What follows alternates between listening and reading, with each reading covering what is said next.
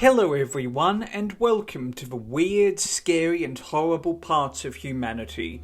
Radio presenters and DJs become a part of our lives, bringing us the news, entertaining us, creating controversy and making our journeys to work that bit more bearable. But they can also, despite their infamy, as shown by the case of community radio presenter Nasim Jamil, become the victims of murder. Nasim Jamil lived in Glasgow, Scotland. Affectionately known by listeners as Auntie, in 2009 she was 54 years old and volunteered for Asian radio station Awaz FM, a Glaswegian voluntary-based radio station serving the Asian community. Founded in 2002, Awaz FM delivered entertainment, community information, local, national and international news in Urdu, Punjabi, Hindi and English. Having worked for the station for 7 years, Jamil presented a show which aimed to bring families together, with her show dealing with true stories and different subjects. In total, she had reunited 5 broken families.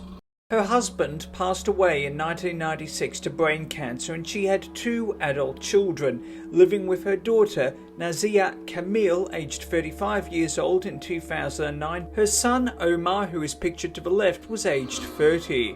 They had fallen out in January 2009 and he moved into his own flat with his wife Sophia and 3-year-old son Adam. On the 9th of December 2009, Jamil's corpse was found on the kitchen floor in her apartment on Byers Road when her daughter returned home from a late-night shift at the supermarket where she worked. She had been stabbed 150 times with a screwdriver, a claw hammer, knives from her own kitchen drawer and a smashed glass bottle. She had an eye taken out with the glass end of a hammer and her jaw had been smashed to bits. Additionally, a light bulb, 2 phones, keys, gloves, a watch, a bracelet, a necklace, earrings, a handbag, and an undisclosed sum of money were missing from her flat. Awaz FM director Javald Ullah described her death as a shock, noting that she was a popular member of the community and loved working on the radio. Police began analysing CCTV cameras and launched a door-to-door investigation. They eventually found the murder weapons at a derelict site at Hunter Street in Glasgow. They also found a black glove next to Jamil's body and a blood-stained crumpled note. It was known that Jamil would never let anyone into her 3rd-floor flat that she did not know, and had £2,000 in her home that she had saved for a religious trip to Saudi Arabia. The crime was marked for its brutality and police believed that it was a crime of passion, which turned out to be the case.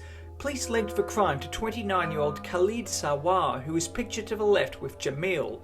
Jamil had brought Sawah into her life, having been introduced to him by her son Omar in 2002. She treated Jamil as a son. Visiting regularly, he portrayed himself as an orphan who had lost his brother, mother and father. He alleged that he was bringing up his brother's children and living with a strict aunt and uncle in Stirling. Jamil ended up de facto taking care of Sawar as an adopted son. However, he turned out to be a pathological liar. In reality, his parents were alive and he lived with them in a big house in Glasgow along with his wife and 3 children. However, towards the end of 2008, Sawah began to change and became less acquainted with Jamil. Having rocked up to Jamil's apartment on the 6th of December 2009, he asked for a loan of £2,000, which he blatantly refused.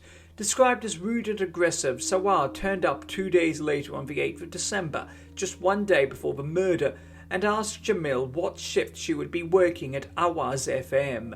On the same day, he told Jamil rambling stories, including that his mum and dad are dead. On the day of her death, it turned out that Jamil brought Sawar into her flat for a dinner of lamb curry. While washing the dishes, Sawar attacked her with a hammer and screwdriver which he had brought with him into the flat. It turned out that Sawar had planned the crime in detail, and his motivation for murder was the fact that Jamil refused to loan him £2,000 on the 6th of December. One day following the murder, Sawah paid a neighbour, George Oxlade, who was a heavy goods driver with Royal Mail, £800 for outstanding debt. He owed Oxlade £2,300 that he had borrowed in October 2009, with the money to be repaid on the 2nd of December 2009. It was found that the money had come from Jamil. Handwriting experts, utilising a letter that he had written in Balaini prison, linked his writing to the crumpled note found at Jamil's apartment. Charged with murder, theft and attempting to pervert the course of justice, the trial commenced on the 21st of September 2010 and lasted 1 month before the jury was retired to decide his fate on the 21st of October 2010. However, the jury returned their verdict within hours and Sawah was found guilty. The pathological liar was sentenced to 20 years in prison. Thank you for watching. Please do yourself a favour and hit that subscribe button and the bell icon to inform you when new videos come out. Also, why not hit that like button and leave a nice comment? It helps more than you know and your support is truly appreciated. Until next time, stay awesome, stay classy, be kind to everyone you meet and have an amazing day.